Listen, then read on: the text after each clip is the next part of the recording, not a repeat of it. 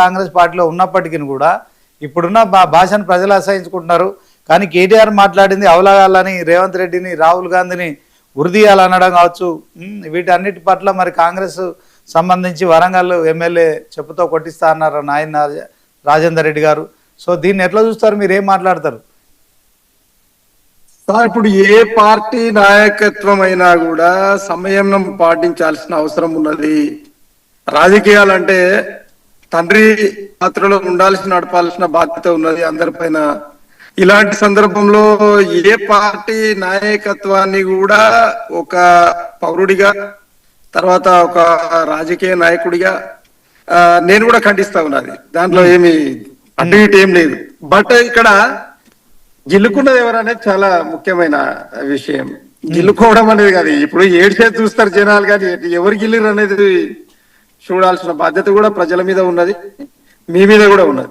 ఈరోజు ప్రభుత్వం వచ్చి 2 సంవత్సరాలు అయితా ఉన్నది.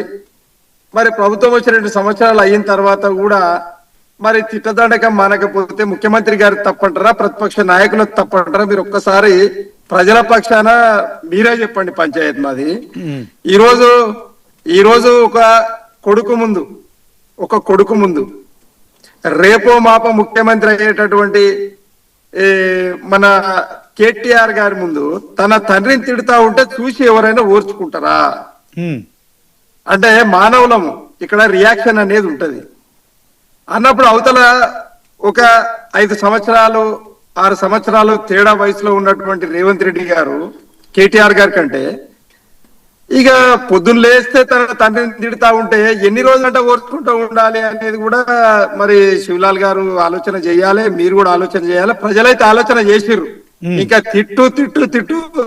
తిట్టు కావాల్స్తే చెప్పుల దండలు కూడా రేవంత్ రెడ్డి మీద వేస్తే తప్పులేదు అనేది ప్రజలే చెప్తా ఉన్నారు. మీరు ఇంటున్నారు కదా, మీరు తిట్టు అంటే ఏం తిట్టురు నాయన అంటే ఆయన అంటనే ఉన్నాడు ఖమ్మం సభల. మీరు లైవ్ లో చూసా.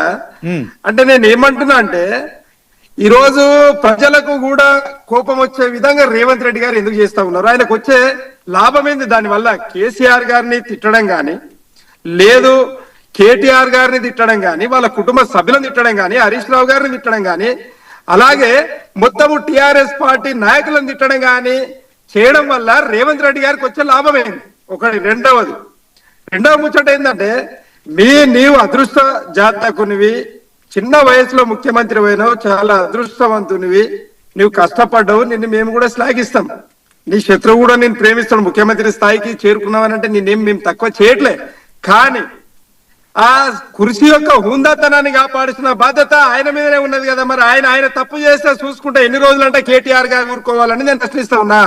ఇక రేపో మాపో వాస్తవంగా ఎవరి పార్టీ వాళ్ళకి గొప్ప, ఎవరి నాయకుడి వాళ్ళకి గొప్ప కాబట్టి ఆ శివలాల్ గారు నేనే గలగలు పట్టుకోవాల్సి వచ్చిన పరిస్థితి కూడా రేపు పొద్దుగాల కనిపిస్తుందేమో అనేది దాపురిక. అంటే ఈ విధంగా రేవంత్ రెడ్డి గారి వల్ల మాత్రమే. ఎందుకంటే కేసీఆర్ గారు ఒకటి, శ్రీనివాస్ గారు, కేసీఆర్ గారు రాష్ట్రం వచ్చే వరకు వాస్తవంగా తిట్ల పురాణాన్ని త్రితల్లండకాన్ని ఎత్తుకున్న మాట వాస్తవమే. తెలంగాణ ప్రజల పక్షాన తిట్టిండు తప్పిస్తే ఆయన వ్యక్తిగతంగా ఎవరిని తిట్టలేదండి.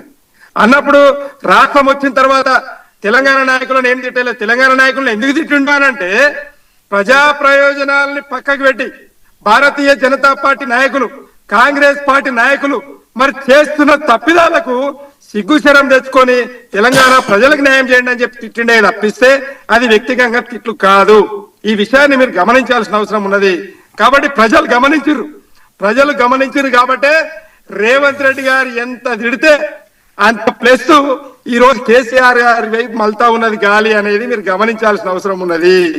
కాబట్టి నిజంగానే మన రాజకీయాలు చేయాలి అని అంటే రేవంత్ రెడ్డి గారు తన తప్పును సదురుకొని మళ్ళా రేపు పొద్దుగాల కాంగ్రెస్ పార్టీకి ఏమన్నా ప్రజలు మరి నిజంగానే ఓట్లు వేయాలని ఒకవేళ నిజంగానే ఆయనకు తలంపు ఉంటే ఆయన తిట్టదండకాలు మానుకోవాలి. ఆయన మంచి మర్యాద పూర్వకంగా ఒక ముఖ్యమంత్రి లెవెల్లో ఒక హుందాతనంతో ప్రవర్తించడం వల్ల మాత్రమే ఇది నిజంగా సఖ్యత చేకూరుతుంది. కానీ లేదు అని అంటే రాను అదే తిట్లు కేటీఆర్ గారిది కరెక్ట్, రేవంత్ రెడ్డి తప్పనే పరిస్థితి మాత్రం వస్తుందండి. ఇది ఒక్కటి మాత్రం గుర్తించుకోవాల్సిన అవసరం. అంటే ఇప్పుడు విజయారే గారు వాస్తవానికి రేవంత్ రెడ్డి తిట్ల దండ